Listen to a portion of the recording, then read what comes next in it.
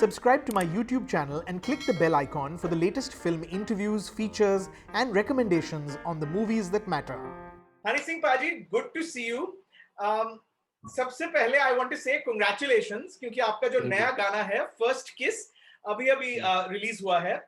You know, एक बहुत it's a very fun track. It's a very playful sort of fun track. और मुझे ना ये गाना सुनकर भी और वीडियो देखकर भी I remembered another song which we were all very crazy about. I think कुछ 20 साल पहले आई थी. I'm a Barbie girl, you know, Aqua का जो गाना था, पॉप गाना था. It kind of reminded me of that. वो जो candy colored sets थे, जो electronic voices थे. आप मुझे बताएं इस ट्रैक के पीछे की कहानी क्या है? मतलब how did it come to you? How did you decide to do this track?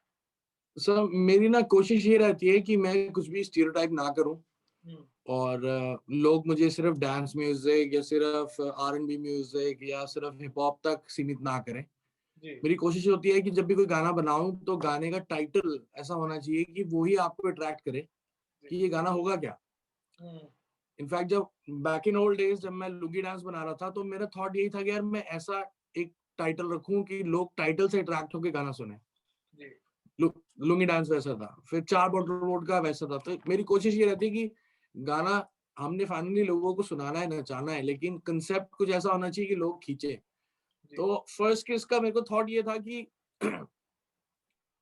भी हम बहुत सारी बातें करते हैं, ठीक है, लोग कि हमें ये होना चाहिए, वैसे करना चाहिए, तो अलग अलग आइडियाज होते हैं कि भी कैसे गाना होना चाहिए. लेकिन मेरे थॉट में था कि लड़कों ने तो बहुत बात करी आशिकी की, ठीक है, प्यार की, मोहब्बत की, हर चीज की. तो मेरा थॉट ये था कि अगर लड़की फर्स्ट किस की बात करे खुद, तो जो लड़कियों की ऑडियंस है वो डेफिनेटली अप्रिशिएट करेगी कि हाँ यार ये बंदी कुछ सही है, कुछ नहीं है.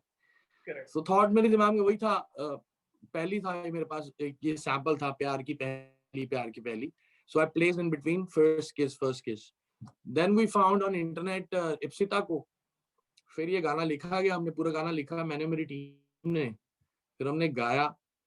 फिर गाने की पीछे स्टोरी ऐसी रही कि गाने को हमने वीडियो करना था मायामी में, क्योंकि this song got very summer vibes और मुझे कलर्स चाहिए थे इसमें बहुत ब्राइट. और कोशिश मेरे गानों में भी ये रहती है कि मैं सिर्फ ऑडियो ना दूं, मैं विजुअल्स भी दूं. और मेरे गाने एक्चुअली में ऐसे हैं, अगर आप विजुअल्स के बिना सुनेंगे तो वो पसंद नहीं आएंगे.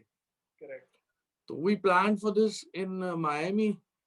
फिर अमेरिका में तो इंटरनेशनली बहुत वो फैल ही गया था कि भी कोरोना कुछ है, तो इंडिया में इतना था नहीं. फिर वी प्लान फॉर दुबई मार्च में, फिर सब कुछ लॉकडाउन हो गया. फिर उसके बाद धीरे धीरे अनलॉक खुला, गानों के पता लगा शूटिंग शुरू हो रही है. बॉम्बे में तो नहीं हो रही थी, पर दिल्ली में हम लोगों ने एक छोटा वीडियो किया इससे पहले, बिलो तू अग करके.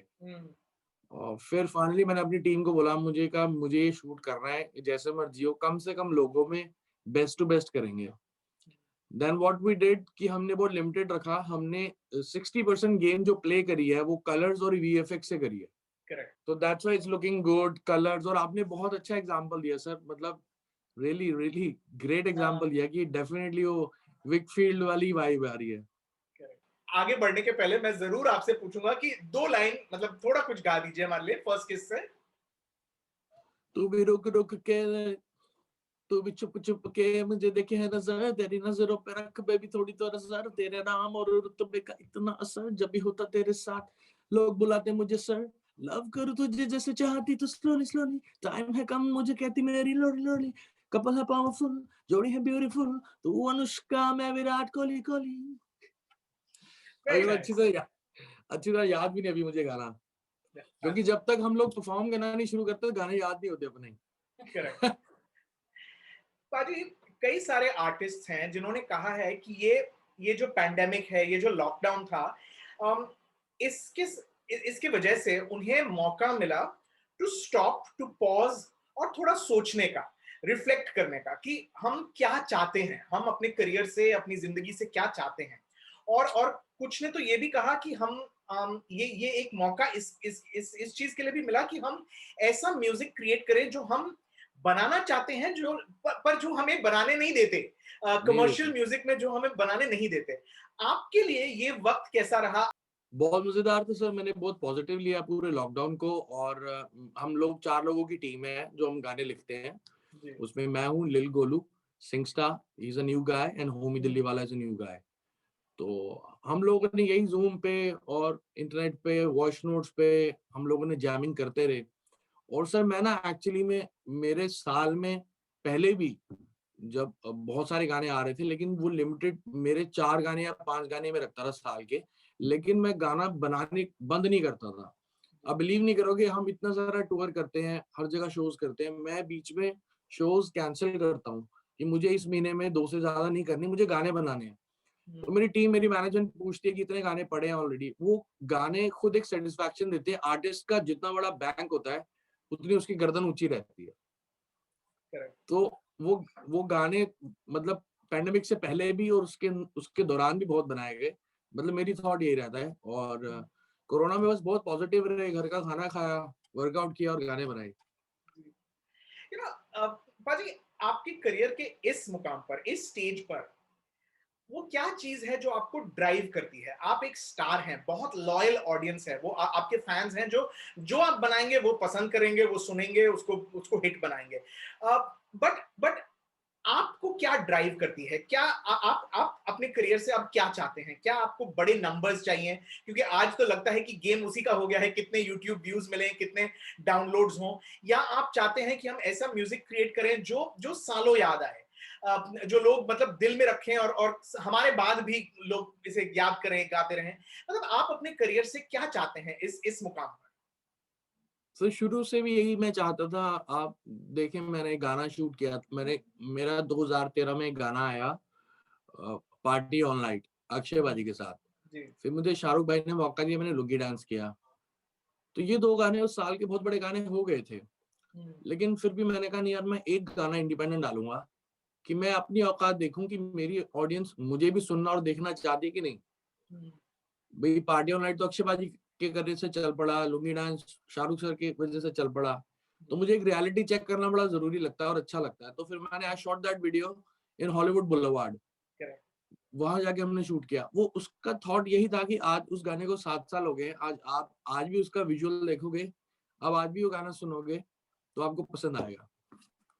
वो गाना गा के सुना दूं, वो मेरे को याद है। बिल्कुल, बिल्कुल। Blue eyes hypnotize तेरी कर दिया मैनू, I swear छोटी ड्रेस में बॉम्ब लग दी मैनू, glossy lips वो फिर tricks baby लग दिया killer, oh yeah, oh yeah, कत्ल करे तेरा bomb figure, blue eyes hypnotize तेरी कर दिया मैनू। Wonderful. Thank you, sir. पाजी, आप उनको क्या कहेंगे, उन लोगों को क्या कहेंगे जो कहते हैं कि आज का जो म्यूजिक है, जो पॉपुलर म्यूजिक है, वो कोई 5 साल बाद, 10 साल बाद याद नहीं करने वाला। आज का जो डांस म्यूजिक है, क्लब म्यूजिक है, वो मतलब जंक फूड की तरह है। अब लोग पसंद करेंगे, मतलब कंज्यूम करेंगे, लेकिन इसका कोई शेल्फ लाइफ नहीं है। उनको आप क्या कहेंगे? नहीं, मुझे मुझे लगता है कि ये गलत स्टेटमेंट है जिसकी भी है। संगीत ना कभी पुराना नहीं हो सकता और कभी ऐसा नहीं, चाहे वो किसी भी तरह हो, चाहे खराब भी हो। मतलब चलो मैं किसी आर्टिस्ट को नहीं कहना चाहता कुछ भी खराब, लेकिन कई ऐसे गाने मैं बोलूंगा तो बात बन जाएगी। लेकिन कई ऐसे गाने हैं जो पुराने वक्त में बढ़िया नहीं थे, लेकिन आज भी लोग सुन लेते हैं उसको। म्यूजिक नहीं मर सकता सर, म्यूजिक मर ही नहीं सकता। ये स्टेटमेंट ही गलत है कि भी आज का म्यूजिक ये जंक फूड की तरह है और कल इसको नहीं खत्म। तो हम 120 करोड़ की ऑडियंस है, उसमें किसको क्या पसंद है, किसको क्या नहीं पसंद है, आप बता ही नहीं सकते ना। पर अगर आप आप सोच मानते रहे हैं कि आज का म्यूजिक जो है उसमें वो मेलोडीज हैं, वो एवरलास्टिंग क्वालिटी है जो 70s और 60s की म्यूजिक में था? मतलब वो that was considered the golden age of music. आपको लगता है हाँ, कि आप बोलेंगे कि आज का म्यूजिक उसकी तुलना, अगर उससे तुलना करें तो इट्स एज गुड? नहीं सर, गुड तो है, वो भी म्यूजिक गुड था, आज भी म्यूजिक गुड है। उस टाइम की बात और थी, उस टाइम मेलोडी चलती थी, वो दौर अलग था। उस टाइम पे इलेक्ट्रॉनिक म्यूजिक नहीं था, आज इलेक्ट्रॉनिक म्यूजिक है। अगर आप उन आर्टिस्ट से जो 60s में थे, 70s में थे, अगर आज आर डी बर्मन यहाँ होते तो उन्होंने तो दुनिया में आग लगा देनी थी, क्योंकि इतना कुछ है अब इलेक्ट्रॉनिक म्यूजिक में। आर डी सर ने कितना कुछ इंप्लीमेंट किया, सिंथेसाइजर वो लेकर आए इंडिया के अंदर। तब लैपटॉप्स और ये साउंड कार्ड्स और इंटरफेसेस नहीं होते थे, मिडी नहीं होता, अब एवरीथिंग इज हियर।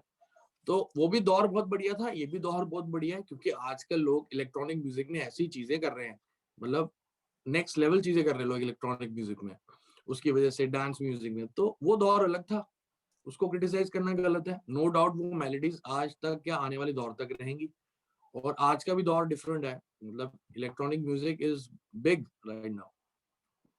बट आज जो जो फिल्म म्यूजिक अगर देखें, there is so much reliance on remixes. I am sure ये सवाल आपको बहुत बार पूछा जाता है। अब क्या एक बैंक्रप्सी है, क्रिएटिव बैंक्रप्सी है फिल्म म्यूजिक में? क्यों हम इतना रिलाय कर रहे हैं पुराने म्यूजिक पर? नहीं सर देखो ना, वो रिलाई कर रहे हैं अलग बात है, हम एक तरह से उसको रिस्पेक्ट ही कर रहे हैं। उस गाने को दोबारा इजाद करके, दोबारा उसकी सर्जरी करके उसको दोबारा लेकर आना, तो लोग बोलते हैं रीमेक रीमेक हो रहा है, ये अच्छा नहीं है। वो सर बहुत मेहनत चाहिए एक रीमेक करने में, और big shout out Tanish Bakshi, इस time he is doing crazy remakes. और बहुत, एक तो बहुत करेज चाहिए कि हाँ यार मैं वो गाना रीमेक करूंगा, उसके बाद एक इज्जत चाहिए कि आप ओरिजिनल गाने को रिस्पेक्ट करें। नए गाने बनाने से ज्यादा सर रीमेक बनाना ज्यादा मुश्किल है। अच्छा हम्म। पाजी, आपने आप बहुत ओपनली और बहुत कैंडिडली आपने कहा अपने अपने प्रॉब्लम्स के बारे में। जब आप थोड़ा वक्त आपने निकाल कर आप चले गए थे अपने अपने हेल्थ को ट्रीट करने के लिए, अपने अल्कोहलिज्म प्रॉब्लम, अपने मेंटल हेल्थ इश्यूज के बारे में आपने बहुत कैंडिडली बोला। और इनफैक्ट क्योंकि आप जैसे हस्ती ने इन चीजों पर पर शेयर किया अपने फैंस के साथ, आई थिंक एक एफर्ट था उन्हें उन्हें नॉर्मलाइज करने में। ये है कि इन चीजों के बारे में लोग ज्यादातर बात नहीं करते, और इसलिए इसे नॉर्मलाइज नहीं, ये चीजें नॉर्मलाइज नहीं होती। आपके फैंस, मैंने बहुत पढ़ा है, आपके फैंस बहुत आपको मतलब सराहते हैं इस वजह से, क्योंकि आपने कभी झूठ नहीं कहा। आपने you very openly spoke about your struggles with alcoholism, with mental health issues. क्या मुश्किल था? पर मतलब वो तो दुनिया दुनिया बहुत सराहती है कि आपने पर आपके अंदर क्या चल रहा था? Was it hard to talk about these things openly? नहीं सर, जब ट्रीटमेंट चल रहा था तब तो मैंने बिल्कुल ध्यान नहीं दिया, घर वालों ने भी नहीं दिया, हम लोगों ने मीडिया को बहुत अवॉइड किया कि एक बार ट्रीटमेंट हो जाए, क्योंकि घर वाले को मेरी लाइफ में कोई स्पोक्स पर्सन नहीं था कि जो मेरे बिहाफ पे मीडिया में आके कुछ कह पाए। मतलब बहुत साधारण से लोग हैं मेरी फैमिली में, तो उनको इंडस्ट्री का और मीडिया का कुछ भी नहीं पता। तो जब ट्रीटमेंट हो रहा था तब तो हमने नहीं कुछ किया। जब मैं ठीक हो गया, बिल्कुल मस्त हो गया एकदम, तो फिर मुझे लगा यार मेरी जो जितनी लाइफ है, ये जो घर गाड़ी जो सब दिया, ये मेरे फैंस ने दिया मुझे, ठीक है। और मैंने जब जिंदगी में ऐश मस्ती करी है तो छाती ठोक के करी है, दारू पी है तो छाती ठोक के 4 बोतल वोडका गाने बनाए हैं। तो अगर आज जिंदगी जो भी है तो मुझे लगता है शेयर करनी चाहिए, क्योंकि उनका ये कहीं ना कहीं सवाल था और स्पेकुलेशन इतनी थी कि हनी सिंह हाई रिहैब में चला गया, हनी सिंह वहां चला गया, ये हो गया वो हो गया। वो आपको पता है कितनी स्पेकुलेशंस ऐसी आ जाती है मीडिया के अंदर। तो सिचुएशन भी ठीक करना नहीं था, बस मेरे ये था यार फैंस को ये पता हो कि मैं कहाँ था 2.5 साल और क्या हुआ। और मुझे लगता था कि शायद अगर मैं ये शेयर करूंगा तो अगर मेरे फैंस या उनके कहीं रिश्तेदारों में कुछ ऐसी मेंटल इश्यूज होंगे तो उनको वो हेल्प कर पाएंगे। पर इन एक्सपीरियंसेस से गुजर के आप किस तरह बदले? आपको लगता है कि did you change as an artist having gone through these experiences? जी सर, बिल्कुल मेरे मेरे अंदर पर्सनली एक मेरी पर्सनालिटी में एक सुधार ये आया कि मेरे में थोड़ा ठहराव आ गया। और पहले ये समझ लो कि मैं स्पोर्ट्स का चला रहा था, जी। और अब मैं थोड़ा चिल आउट करके मैं रॉयल एनफील्ड चला रहा हूँ, चिल आउट करते हुए। तो मैंने ये सीख लिया। मतलब पहले मैं भाग रहा था सर बहुत ज्यादा, हम्म। मैं भाग रहा था, ये भी करूंगा वो भी करूंगा, ये भी करेंगे, ये भी शूट करेंगे, शोज भी करेंगे, पैसा भी कमाएंगे, पार्टी भी करेंगे। तो वो आई थिंक सब करते होंगे, सबके करियर में वो टाइम आता है एक बारी वो एड्रेनलिन रश आता है और वो हाई आता है, सक्सेस हाई आता है, तो आपको वो ड्राइव करता है। लेकिन अब मेरे को और मजा आ रहा है, मतलब मेरी नेचर में एक बड़ा सही बदलाव आया जो मुझे खुद मैंने ऑब्जर्व किया अपने आप में, और मैं आई एम लविंग इट। जब आपने वो वक्त लिया, when you took that time off and you went to get your health in order, कुछ लोग कहते हैं कि उसके उस दौरान आपके कंपेटिटर्स जो हैं उन्होंने बेनिफिट किया। कहते हैं कि जब Honey Singh he was away, almost half a dozen Punjabi rappers and artists made their way onto the music scene. क्या आप भी इसी तरह देखते हैं इसे? नहीं सर, मैं बिल्कुल नहीं देखता हूँ। चलो ये बात ठीक थी, मैं सीन से चला गया तो थोड़ा आसान हो गया बाकी लड़कों के लिए, लेकिन बाकी लड़के खुद टैलेंटेड हैं जो वो ये मकाम बना पाए मेरी गैर हाजिरी में भी। तो कहीं ना कहीं वो लड़के टैलेंटेड हैं, हार्ड वर्किंग है, तो तभी थोड़ा मौका तो मिला, क्योंकि मैंने ऐसी तैसी कर रखी थी सबकी। और तब आपकी वो भी रेपुटेशन थी कि आप मतलब आप बोल देते थे, मतलब जैसे बोलते हैं ना फुट इन माउथ प्रॉब्लम। मुझे याद है एक जी बार जी। आपने कहा था कि जब जब कोई आपकी तुलना कर रहा था बादशाह के साथ, आपने कहा रोल्स रॉयस और नैनो के बीच में बहुत क्या बहुत बहुत फर्क है। क्या आपको लगता है कि आप चेंज हुए हैं मतलब इन सालों में? क्या वो मतलब कहते हैं ना द मिस्टेक्स ऑफ यूथ जिसे बोलते हैं, इज वाज दैट इट? नहीं सर, मिस्टेक कोई नहीं लाइफ में, वो भी मैंने एक बारी बस मजाक कर दिया था, ऐसी बात नहीं है। जैसे किसी को कभी बुरा नहीं सोचा, ना कभी चाहा कि किसी का बुरा हो। लेकिन कोई नहीं, कोई वो नहीं है मेरे को मिस्टेक, कभी कोई पश्चाताप नहीं है किसी भी चीज का। बस एक छोटा सा मैंने आपको बताया, मेरी पर्सनालिटी में बिहेवियर आया, चेंज आया है, कि थोड़ा ठहराव आ गया। लेकिन हूँ मैं तब भी, अभी भी वैसा ही हूँ, मैं ठोक के बोलने वाला हूँ कुछ भी। एक वक्त था हनी सिंह जब जब आप बहुत क्रिटिसिज्म मिली थी आपके गानों के लिरिक्स की वजह से। जी बिल्कुल। मिसोजिनिस्टिक थे, वल्गर थे, they were accused of promoting violence towards women, और उसके उसके वजह से एफआईआरस फाइल हुए थे आपके खिलाफ, स्टे ऑर्डर आए थे गाने गाने पर, आपके शोज कैंसिल हुए, कुछ गानों में वर्ड्स म्यूटेड हुए। But how do you look back at that? सही था सर, वो भी सही था, और मेरे को नहीं लगता है मैंने भी कुछ कभी कोई गलत गाना गाया या किसी का दिल दुखाने के लिए गाया या औरतों की डिसरिस्पेक्ट के लिए गाया, ऐसा कभी भी नहीं गाया मैंने सिर्फ एक एंटरटेनमेंट के लिए एक चीज बनाई, मसाला बनाया। भाई अगर आप महबूबा महबूबा, गुलशन में गुल खिलते हैं जब सहरा में मिलते हैं मैं और तू, अगर आप 40 साल पहले जाओ तो ये भी बहुत वल्गर सा ही लग रहा है, इसका विजुअल तो और वल्गर है। तो मैं नया था, इंडस्ट्री से नहीं था, बहुत जल्दी बम पटाखे फट रहे थे मेरे, तो मैं एक इजी टारगेट था, लोगों की पहुंच में नहीं आ पा रहा था, कई बड़े लोगों की उसके क्या बोले ग्रिप में नहीं आ पा रहा था। तो कहीं ना कहीं वो भी कैश ब्लैक किया, लेकिन मैंने कभी भी दिल किसी का दुखाने के लिए कोई गाना नहीं बनाया, किसी की डिसरिस्पेक्ट करने के लिए कोई गाना नहीं बनाया। कई सालों से एक लड़का एक लड़की की तारीफ में गाना गाता आ रहा है, उसकी खूबसूरती, उसकी जवानी के बारे में गाना गाता आ रहा है। उस टाइम शायद शायरी अलग होती थी, आज थोड़ी सी ज्यादा अर्बन हो गई है।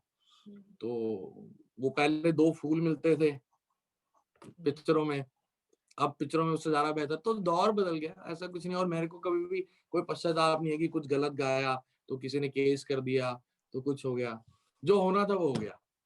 बट ऑब्वियसली आप उससे कुछ तो सीखे हैं, क्योंकि उस तरह के लिरिक्स अब नहीं सुन, अब आपके गानों में नहीं होते हैं।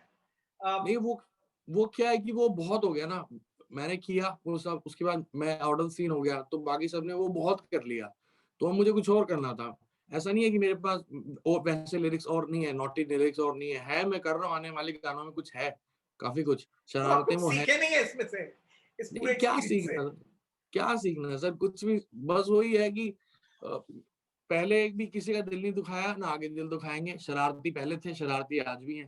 नहीं, पर दिल तो दुखा ना लोगों का, इसलिए तो उन्होंने इतना क्रिटिसाइज किया। और सही भी है ना, मतलब ऐसे लिरिक्स जहां जहां औरतों को एक एक सेक्सुअल ऑब्जेक्ट की तरह देखना, और ये जो भी गाने हैं, जो भी मतलब हम क्रिएट करते हैं, वो वक्त के नजरिए से देखा जाता है। और आज हम्म, जिस जिस जिस जिस सोसाइटी में रहते हैं, जिस तरह के मतलब असली दुनिया में जिस तरह से वायलेंस होती है विमेन पर, जाहिर है उसके उसके वजह से हम ज्यादा फोकस करते हैं आर्ट पर, म्यूजिक पर।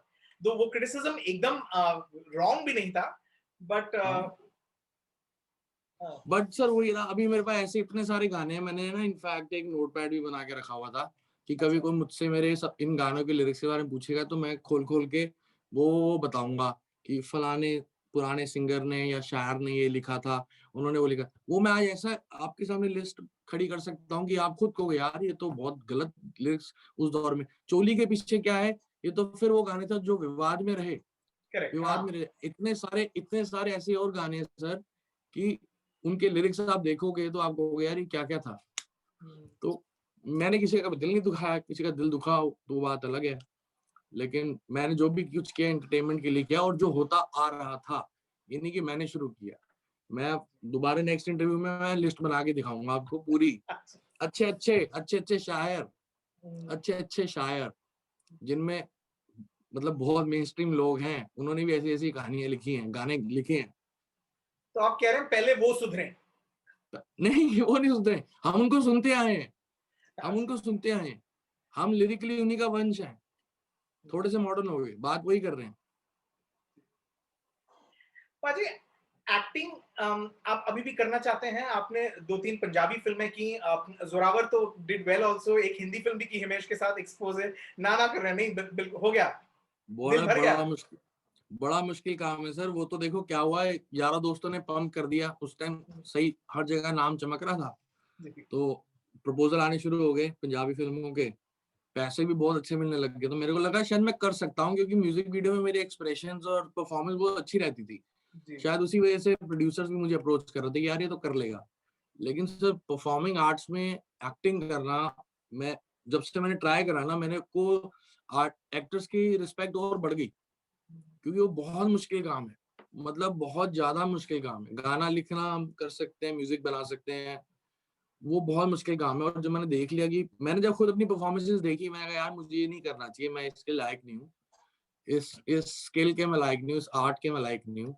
या तो मुझे बहुत सीखना चाहिए अगर करना हो तो, या वो फिर वो चली भी नहीं परफॉर्मेंसेस। हिमेश की फिल्म में भी मेरी खास परफॉर्मेंस किसी को पसंद नहीं आई। जोरावर मैंने करी तो मेरे को बहुत मुश्किलें हुई। वो एक कैरेक्टर में घुसना पड़ता है आपको जो आप नहीं हो। हम गाने वो लिखते हैं या गाते हैं जो हम हैं, जो हम देख रहे हैं, सोसाइटी जो रियल है। वो बड़ा मुश्किल काम है कि आपने कपड़े पहने एक, और ये आपका कैरेक्टर हो गया, तो आपको इसके उसके हिसाब से बात करनी है, चलना। दैट्स लाइक मुझे था कब खत्म हुए फिल्म, कब मैं इसको नमस्ते करूं। तो फिर आगे आपके गोल्स क्या हैं हनी? जब जब जब आप सोचते हैं, क्योंकि आप एक ऐसे इट्स बहुत आसानी से आप यही करते जा सकते हैं and you will be successful, बहुत पैसे कमाएंगे, फेम आपकी बढ़ती जाएगी। बट आपके what do you want to do? आप कोई गोल सेट करते हैं ये, और मुझे ये भी पता है कि ये एक ऐसी प्रोफेशन है जहां आप गोल बना भी नहीं सकते, प्लान कर भी नहीं सकते, क्योंकि ऐसी अनप्रेडिक्टेबल प्रोफेशन है कि कुछ भी हो सकता है। और इस साल को देखें तो मतलब कोई कोई बोल सकता था कि आधी साल से ज्यादा हम घर पे बैठे होंगे। घर पे बैठे रहेंगे। उसके बावजूद आपके गोल्स, आपका प्लान क्या है? 5 साल बाद आप खुद को कहां देखते हैं, क्या करते हुए देखते हैं?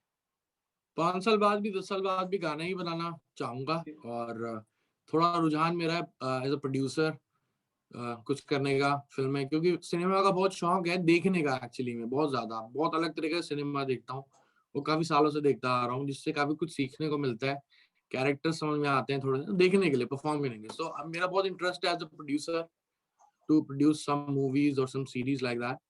और मेरी इंडस्ट्री में, मेरे स्किल में, मेरे काम में मैं यही चाहता हूँ, पहले भी यही चाहता था, अब मैं ये चाहता हूँ कि मुझे राज कपूर बनना है इंडियन म्यूजिक वीडियोस का। मतलब बिग वीडियोस, 10 साल बाद, 15 साल बाद भी लोग कहें क्या शूट किया था, क्या विजन था। मतलब संजय लीला सर जो आज काम कर रहे हैं, मुझे लगता है 25 साल बाद भी आने वाली जनरेशन कहती है यार क्या काम किया था। तो मैं म्यूजिक वीडियोस में ऐसे म्यूजिक वीडियोस और बनाना चाहता हूँ जो लोग सोच ही नहीं सकते। तो शायद मार्स पे पहला म्यूजिक वीडियो मैं करूंगा। बिल्कुल। चलिए यही उम्मीद करते हैं paaji that you do very well, that आप कंटिन्यू करें हमें एंटरटेन करने में। हम we are looking forward to seeing what you do next. आपका ये नया गाना जो है, I have enjoyed it a lot, I think it's great fun. जाते जाते एक गाना दे दीजिए, कोई फिल्म का गाना, मे बी कॉकटेल का गाना, या जो जो आप चाहें। मैं सुनाता हूँ आपको वही गाना जिसने मेरी पूरी जिंदगी बदली। और again big shout out to Shahrukh Khan भाई। मूंछों को थोड़ा राउंड घुमा के, अन्ना के जैसा चश्मा लगा के, कोकोनट में लस्सी मिला के, आ जाओ सारे मूड बना के, all the yo yo fans don't miss the chance, do this lungi dance lungi dance lungi dance lungi dance. Thank you so much Honey Singh, all the best, congratulations. उम्मीद करते हैं आप हमें इसी तरह मनोरंजन देते रहेंगे। We will be looking forward to lots more. Thank you so much. Thank you, sir. Much love thank and you. respect. I love you.